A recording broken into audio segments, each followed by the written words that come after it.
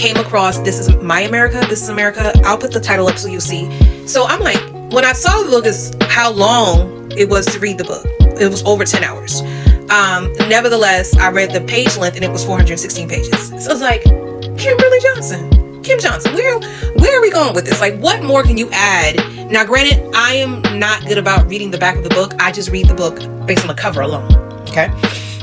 So you have Tracy, who's the main character in the book, who she is about to participate in an interview, and it's not even about her, it's about her brother. Her brother is the most sought out track star in the country, in the state, and he's announcing where he's going to college. It's basically highlighting him and his family. And the mom already told Tracy, I don't want you messing up Jamal's moment by bringing up your dad. Sadly, in our country, it doesn't matter who you are as a person. If someone close to you or associated with you is connected to you, that can wreck your plans, and that should not happen in this country. Their father, unfortunately, is on death row, and they are less than 300 days out, a year out, before he is executed.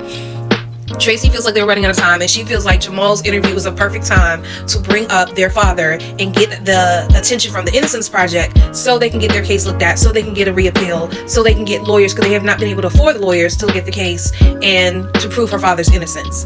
Well, despite her mother saying, giving her the side eye, like, we're not talking about this, she does it anyway. And it causes some tension, and tension is really an understatement. And even her father, when she goes to visit her father in prison, he was like, that wasn't the time and the place. I understand you're a fighter, but let Jamal have his moment. So you find yourself wondering after this, like, what?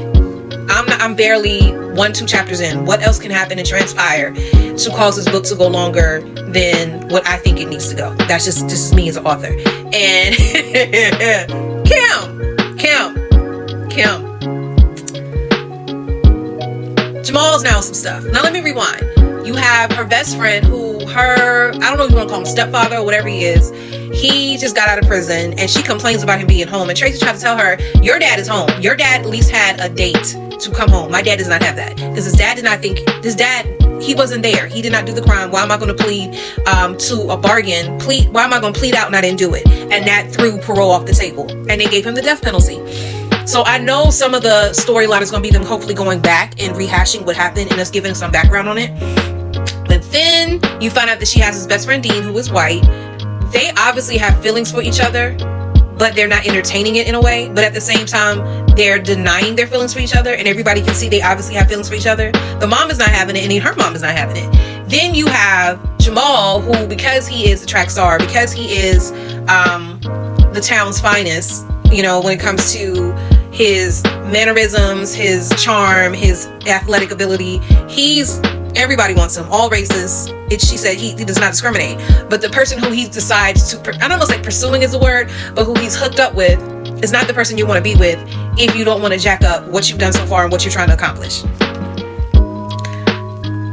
And this person ends up dead. And Jamal is being to blame for it.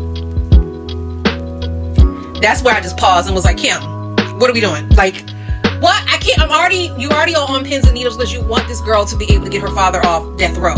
But now your brother is now facing a similar charge as your dad. Yo. Yeah.